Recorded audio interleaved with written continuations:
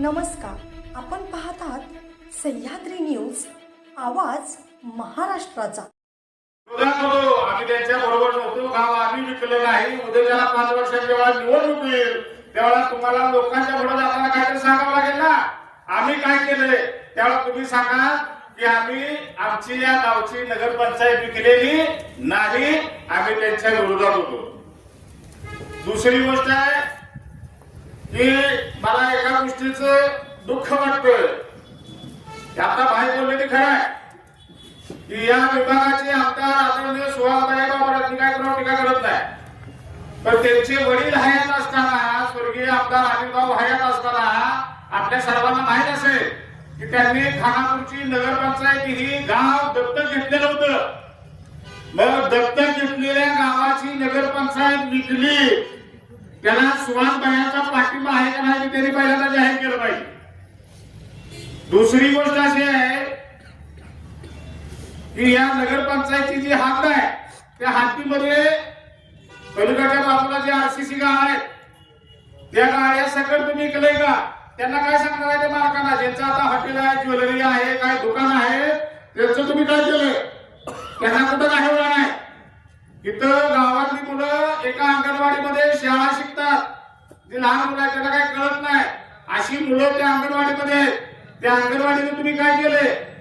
या खानापूर तालुक्यातल्या परिसरामध्ये एकच पशुवैद्यकीय दवाखाना आहे आपल्या नगरपंचायतच्या पाठीमागे.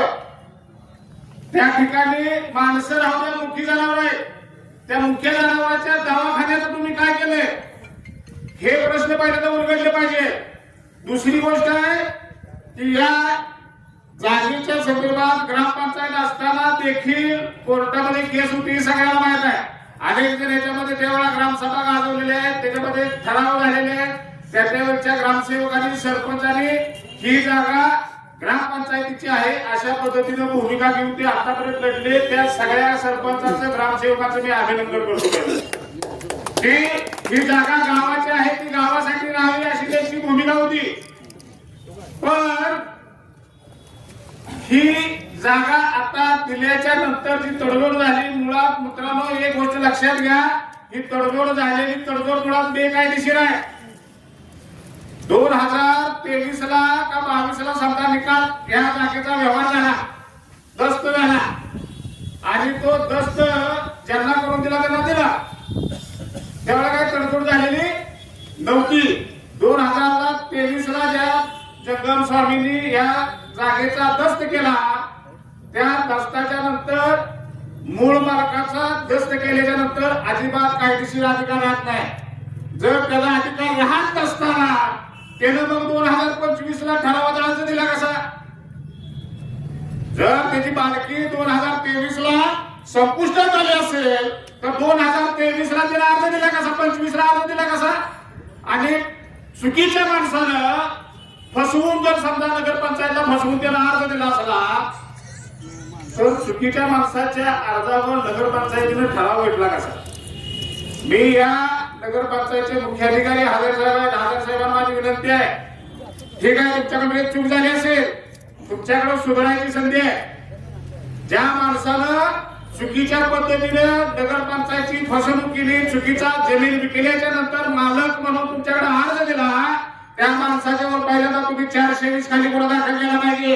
ही प्रशासनाची फसवणूक आहे आणि म्हणून त्याच्यावर पहिल्यांदा गुन्हा दाखल करा. जर त्याच्यावर तुम्ही गुन्हा दाखल करत नसाल तर त्या फसवणुकीला आणि हे सगळं करताना त्याच्यामध्ये तुम्ही त्याच्यामध्ये सेटलमेंट मध्ये आहात, म्हणून तुमच्यावर सुद्धा गुन्हा दाखल झाला पाहिजे. ही मागणी आहे माझी.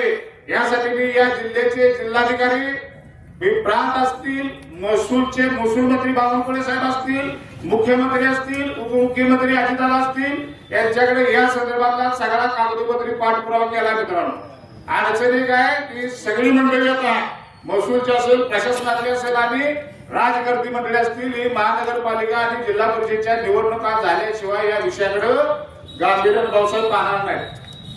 माझी विनंती आहे की या सगळ्या प्रक्रियेमध्ये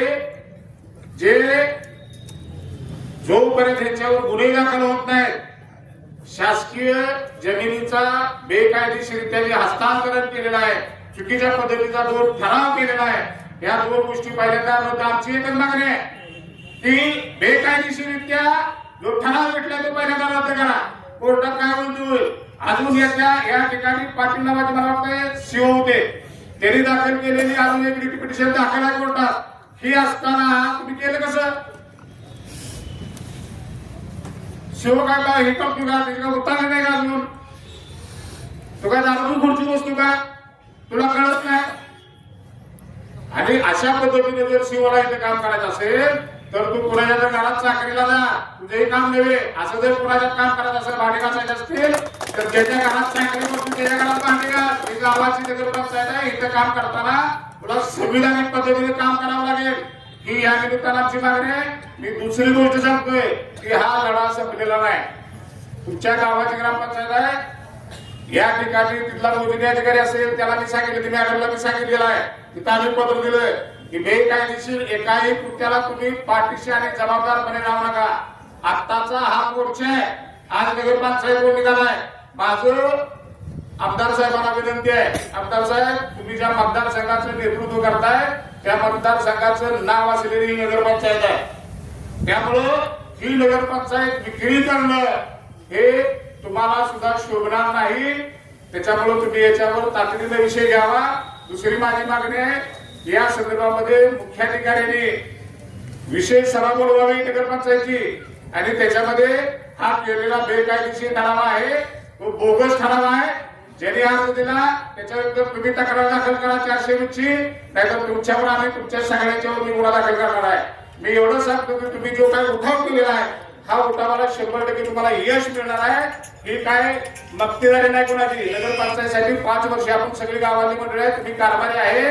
तुम्हाला सगळ्यांना शुभेच्छा देताना मला एवढं वाटतं की उद्याच्याला ही गावाची नगरपंचायत आहे, ही गावाचं आणि भावाचं काय खाऊनी, गावाचं आणि भावाचं काय खाऊनी ही खाल्लं तर ती आगावर उठल्याशिवाय राहणार नाही. एवढंच सांगतो. जय भीम, जय बुद्ध, जय भारत.